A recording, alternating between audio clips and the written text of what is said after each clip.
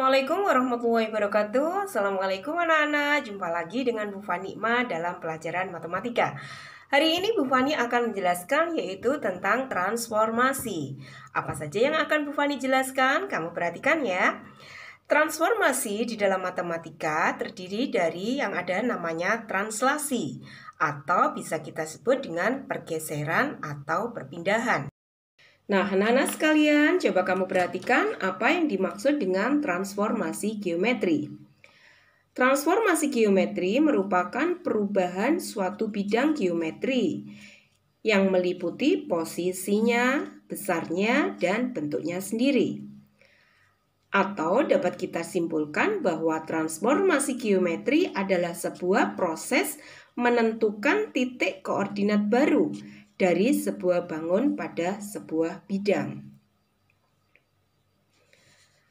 Macam-macam transformasi, coba kamu perhatikan. Yang pertama adalah apa yang disebut dengan translasi, yaitu pergeseran atau perpindahan. Yaitu yang merupakan perubahan objek dengan cara menggeser objek dari satu posisi ke posisi lainnya dengan arah dan jarak tertentu, ya. Panjang jarak dan arah pada translasi dinyatakan oleh vektor AB yang lambangnya seperti ini atau pasangan berurutan yang saya tuliskan sebagai yaitu vektor AB sama dengan T1, ini menandakan T ini lambang dari translasi ya, yaitu sama dengan HK yang ditulis dalam bentuk seperti matriks ini ya, HK. Apa yang dimaksud? Coba kamu perhatikan, saya jelaskan dulu. Kalau misalkan Bu Fani punya titik gitu ya, saya misalkan punya titik A. Yang titik ini adalah misalkan di sini yaitu titik A. Koordinatnya berapa di sini? Yaitu 1,2. Ini ya. Ini adalah koordinat kartesius. Kalian masih ingat kan ya? Ini adalah titik pusatnya 0,0. Ini adalah sumbu X. Ini adalah sumbu Y. X positif dari 0 ke kanan. X negatif dari 0 ke kiri. Y positif dari 0 ke atas. Dan Y negatif dari titik pusat 0 ke bawah. Sudah kamu perhatikan? Misalkan saya punya titik A di sini tadi adalah 1,2. Titik A saya pindah atau saya geser misalkan dengan translasi T1, 2, 3. Apa artinya ini? Translasi T1, 2, 3 artinya 2 ini adalah 2 satuan ke arah kanan. Nah, jadi kita mulai dari sumbu X dulu ya, yang menunjukkan positif yaitu arah ke kanan berarti, kalau negatif berarti menunjukkan arah ke kiri. Sedangkan yang 3 ini adalah pada sumbu Y. Kalau positif berarti arah ke atas ya, sebanyak 3 satuan. Kalau negatif berarti arah ke bawah. Coba kamu perhatikan ya. Tadi saya punya titik A 1,2 ya. Saya translasikan dengan T1, 2, 3. Jadi tadi saya punya titik A yang koordinatnya adalah 1,2. Saya translasikan atau saya pindah, saya geser dengan translasi T1, 2, 3. Yang artinya ini adalah berpindah atau bergeser 2 satuan ke kanan. Ya, berarti titik A ini saya pindah, saya geser 2 satuan ke kanan, 1, 2. Kemudian 3 menunjukkan karena positif berarti 3 satuan ke arah atas. Tadi 2 ke kanan, 1, 2, kemudian 3 satuan ke arah atas. 1, 2, 3. Berarti posisi titik A di sini, bayangan titik A, atau titik A hasil translasi, saya lambangkan dengan A aksen. Seperti tanda petik di atas ini ya. Sekarang jadi berapa di sini?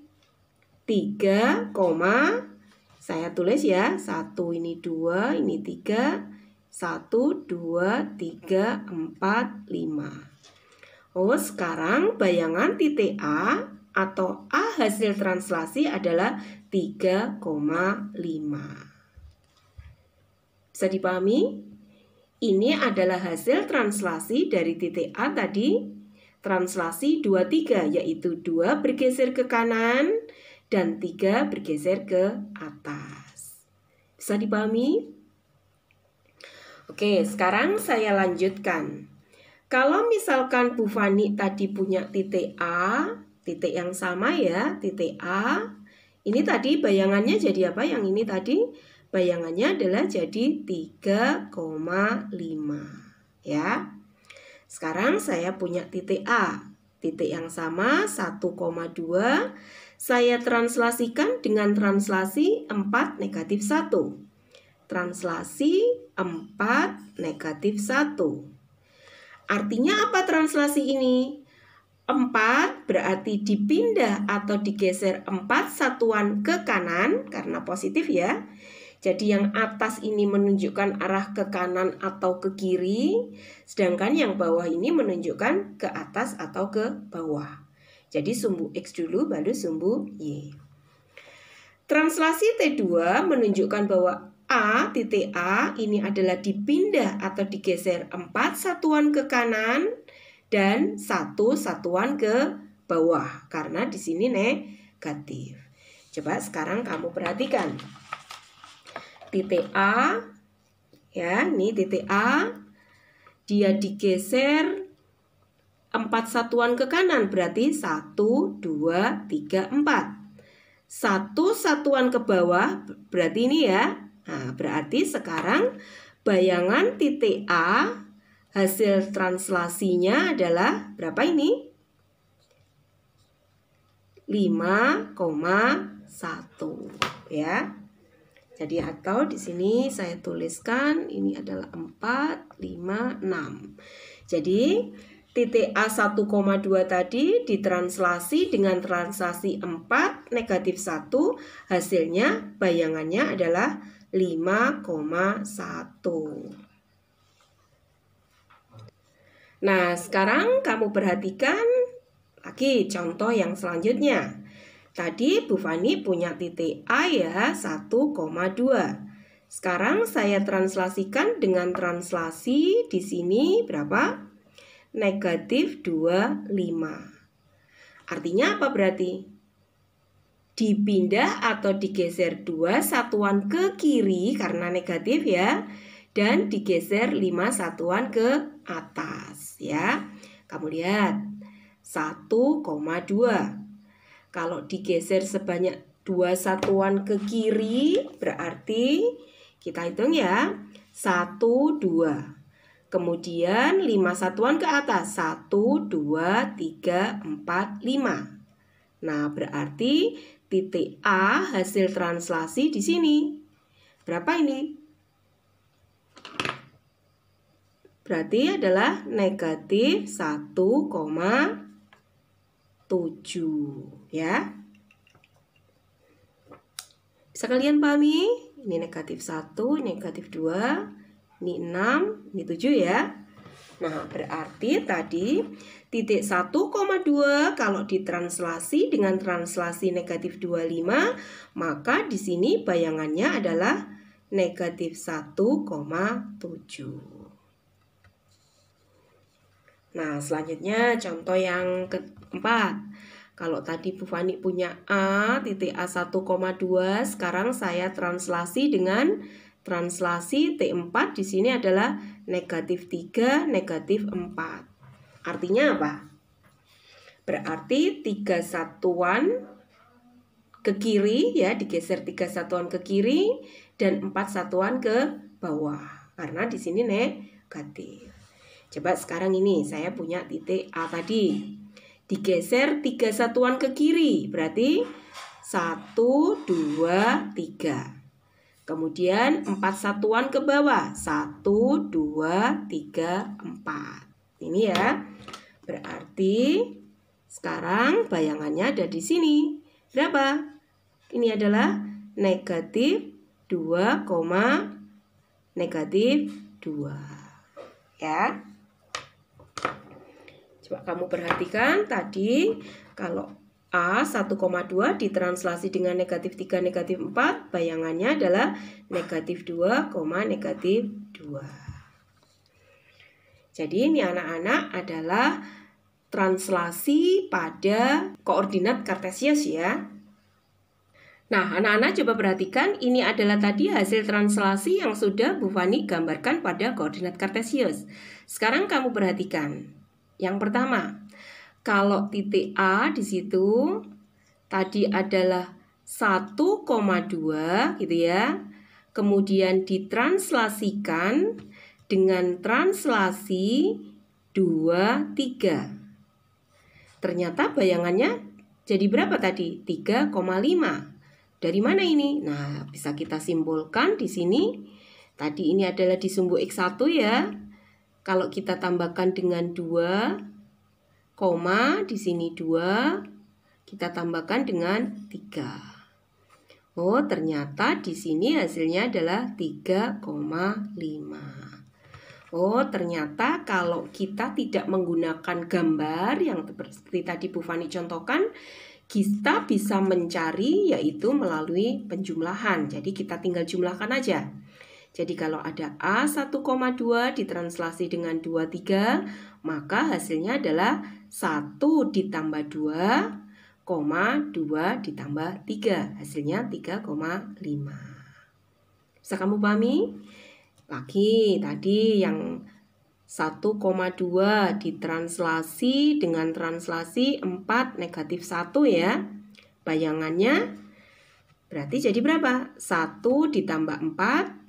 Berarti 1 ditambah 4, 2 ditambah negatif 1. Ya. 2 tambah negatif 1 berarti bayangannya jadi berapa? 5,1. Sama ya. Ini adalah tadi hasil bayangan dari kita di koordinat kartesius. Ini hasil bayangan kita langsung hitung. Ya. Jadi nah, lagi kita contohkan lagi tadi yang ketiga, misalkan 1,2 kita translasi dengan berapa tadi? Negatif 2, 5 ya. Maka bayangannya adalah kita tinggal menambahkan aja. 1 ditambah negatif 2 berarti 1 ditambah negatif 2, 2 ditambah 5. Ya. 2 ditambah 5 berarti bayangannya berapa? Negatif 1,7. Sama ya hasilnya ya. Jadi sekali lagi di sini Bu Fani tekankan ya, jika ada titik P misalkan A, B ditranslasikan dengan translasi T1 HK, maka akan diperoleh P aksen. P aksen ini adalah bayangan hasil transaksi, yaitu A ditambah H gitu ya, koma B ditambah K. Jadi dengan rumus ini kita tidak perlu lagi menggambar seperti yang Bu Fani contohkan di depan tadi ya. Nah, coba sekarang kamu perhatikan contohnya. Tentukan bayangan titik A 1,4 oleh translasi T1, 2, 3. Jadi misalkan di sini ada titik 1,4 kemudian ditranslasikan dengan T1, 2, 3. Nah, berarti hasil bayangannya adalah berdasarkan rumus ini tadi gitu ya. Berarti tinggal A ditambah H yaitu 1 ditambah 2, 1 ditambah 2, 4 ditambah 3. Tinggal gini aja, berarti bayangannya adalah 3,7. Bisa kamu pahami? Nah, anak-anak tadi adalah contoh dari translasi tunggal ya. Sekarang bagaimana kalau ada dua translasi yang berurutan? Ya, misalkan Bu Fani punya jika titik P, A, B ditranslasikan dengan T1, HK, kemudian dilanjutkan dengan translasi T2, LM, maka akan diperoleh P aksen, yaitu bayangan hasil translasi adalah intinya sama ya dengan translasi tunggal ya. Kita cukup menjumlahkan saja, yaitu P, A, B translasinya kan dua translasi berurutan ya. Setelah ditranslasikan lagi. Nah, berarti di sini bayangannya adalah kita tinggal menyambahkan A ditambah H ditambah L, B ditambah K ditambah M. Maksudnya bagaimana? Nah, contohnya ini. Misalkan Bu Fani punya diketahui translasi T1, 3, 4, dan T2, negatif 1, negatif 1. Tentukanlah bayangan titik A 1,2 oleh translasi T1 dilanjutkan, ini bacanya T1 dilanjutkan dengan T2. Jadi kita punya titik ya 1,2. Kemudian ditranslasi gitu ya. Kita translasikan satu persatu dulu. T1 misalkan tadi 3, 4. Bayangannya apa? Berarti 1 ditambah 3 ya, 2 ditambah 4. Ini kan hasilnya 4,6. Kemudian hasilnya ini ditranslasikan lagi dengan T2, yaitu negatif 1, negatif 1. Terus bayangannya berarti berapa? Nah, kita tinggal sama menjumlahkan 4 ditambah negatif 1 berarti 4 ditambah negatif 1, gitu ya. 6 ditambah negatif 1 juga. Maka hasil translasinya adalah berapa? 3,5. Ya. Hasilnya adalah 3,5. Sekarang kamu perhatikan kalau translasinya adalah translasi yang di situ langsung kita ini kan, langsung ya. Coba kamu perhatikan. A tadi adalah 1,2 ditranslasikan T1. T1 adalah 3,4 dilanjutkan translasi berapa tadi? Negatif 1, negatif 1. Maka bayangannya adalah langsung aja kita jumlah 1 ditambah 3 ditambah negatif 1. Jadi 1 tambah 3 tambah negatif 1, 2 ditambah 4 ditambah negatif 1. Hasilnya adalah 1 tambah 3, 4 dikurangi 1 adalah 3. 2 tambah 4, 6 dikurangi 1 adalah 5. Hasilnya sama ya. Nah, anak-anak, ini adalah yang namanya dua translasi berurutan.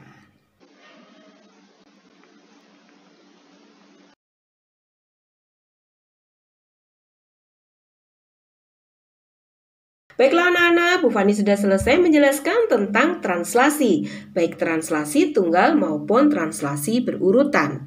Dari penjelasan dan contoh soal, Bu Fani harapkan kamu bisa memahami dengan baik.